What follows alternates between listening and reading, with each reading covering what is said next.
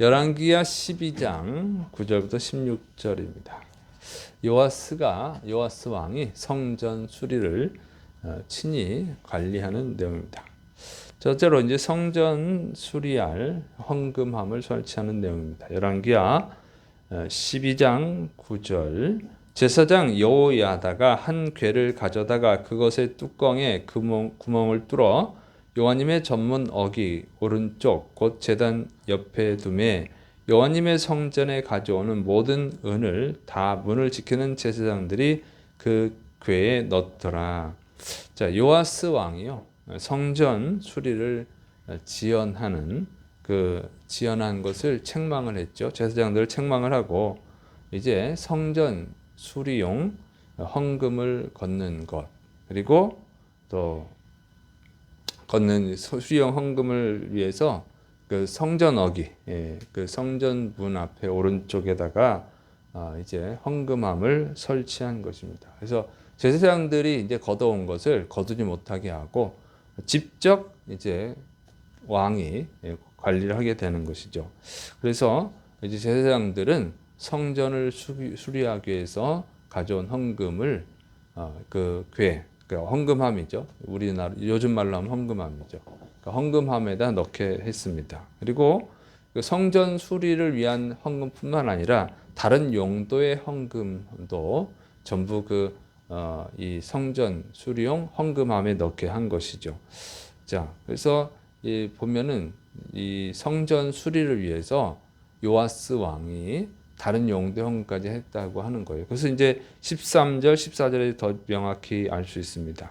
열왕기하 12장 13절, 14절 여호와님의 성전에 드린 그 은으로 그 성전의 은 대접이나 불집게나 주발이나 나팔이나 아무 금 그릇이나 은 그릇도 만들지 아니하고 그 은을 일하는 자에게 주어 그것으로 여호와님의 성전을 수리하게 하였으며 이렇게 돼 있죠.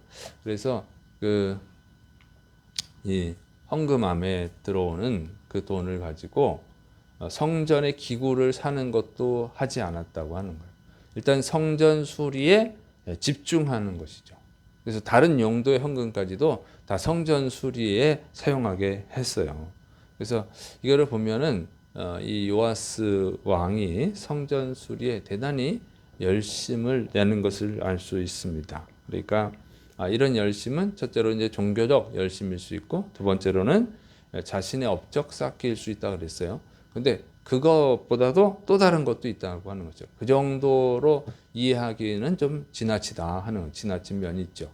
왜냐하면 성전에 필요한 물건, 금그릇, 은그릇 뭐 이런 거 사는 것도 필요한데 그것도 다 못하게 했다는 것이죠. 그러니까 성전 수리에 대단한 애정이 있음을 알 수 있습니다. 그러니까 애정이 있는 거죠. 성전 자체에 대한 애정.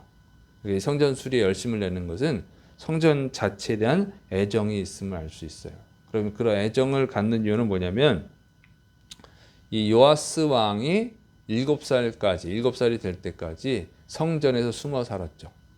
그러니까 아달랴 여왕이 할머니가 왕자들을 다 죽이고 그럴 때 요아스는 이제 성전에 숨어 살잖아요.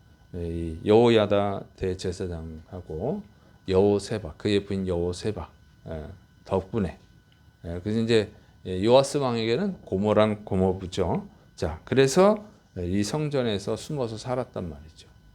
그러니까 이 애정이 당연히 남다를 수밖에 없는 것이죠. 이 성전이 없었다면 요아스는 죽었을 거예요. 이 성전에 아무나 못 들어가니까 여왕도 들어갈 수 있죠. 들어갈 수 없죠, 함부로. 그래서 살은 거예요. 그래서 이렇게 성전에서 유년기를 보냈기 때문에 그런 애정, 그 성전 자체에 대한 애정이 있음을 알 수 있습니다. 그래서 이 교회에서 어린 시절을 보내는 거 굉장히 중요하죠. 그래서 사람들이 이제 어릴 때 교회를 다니다가 이제 교회를 떠나고 그러다가 이제 나중에 어른이 돼서 이제 다시 교회로 돌아오는 분들의 대부분은 어린아이 때 주일학교에서 신앙생활을 했던 분이라고 하는 것이죠. 그런 이제 통계가 있어요.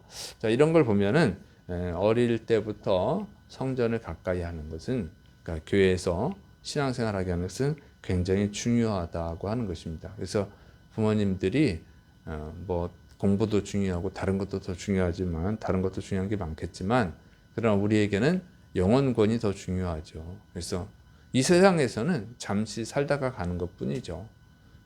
그래서 영원히 살 장소, 영원히 살 장소를 마련해 줘야죠. 그래서 영원히 천국에서 사는 그런 자녀들이 될 수 있도록 여러분 어릴 때 신앙생활에 관심을 가지시고 어린아이 때 여러분의 자녀들이 신앙생활을 잘 할 수 있도록 교회에서 특히 교회에서 해야 돼요. 요즘 뭐 인터넷으로 다 하는데 그래가지고는 하나님께 돌아올 수가 없습니다. 그래서 교회에서 신앙생활을 할 수 있도록 여러분들이 잘 지도하시기를 바랍니다.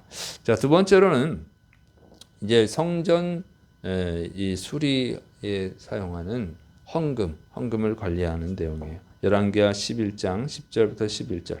이에 그 궤 가운데 은이 많은 것을 보면 왕의 서기와 대제사장이 올라와서 여호와님의 성전에 있는 대로 그 은을 계산하여 봉하고 그 달아본 은을 일하는 자 곧 여호와님의 성전을 맡은 자의 손에 넘기면 그들은 또 여호와님의 성전을 수리하는 목수와 건축하는 자들에게 주고.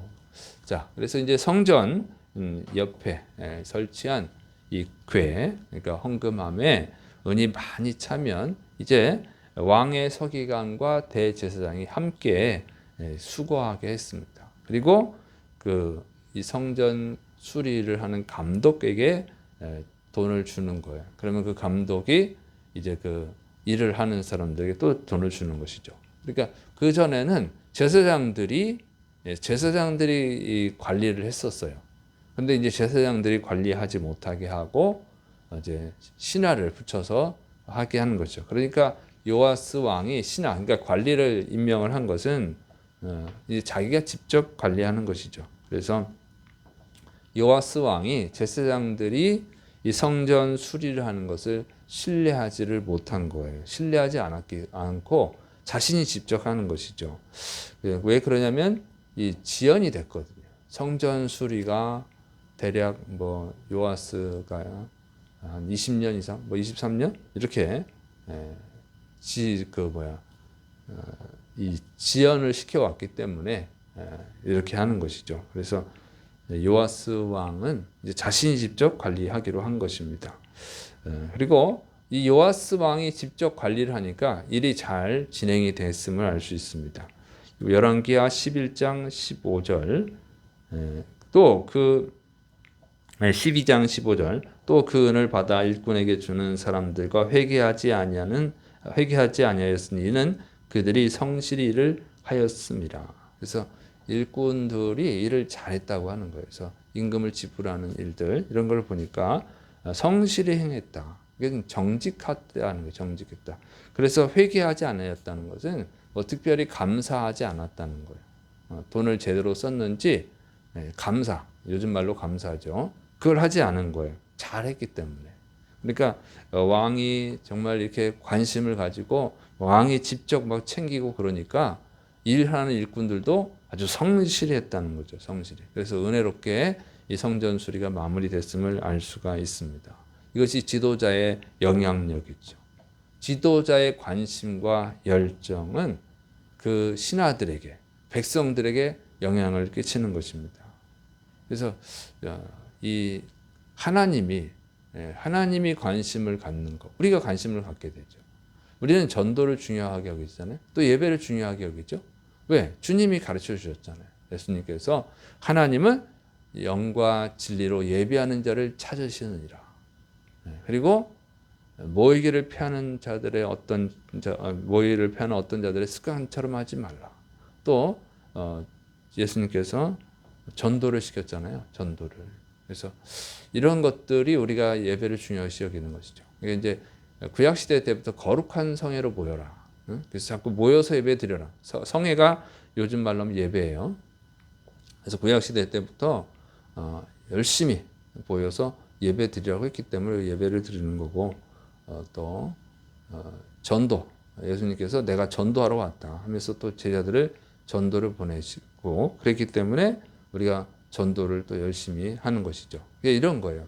지도자가 어떤 것에 관심을 갖느냐, 지도자가 무엇을 중요시 여기느냐에 따라서 그 지도자의 영향을 받는 사람들은 변화되는 것이죠. 그래서 우리가 기도해야 되는 것이 나라를 이끌어가는 지도자들을 위해서 기도해야 될 줄을 믿으시기 바랍니다. 대통령과 국회의원들, 그들의 관심사가 국민들의 관심사가 되는 거예요.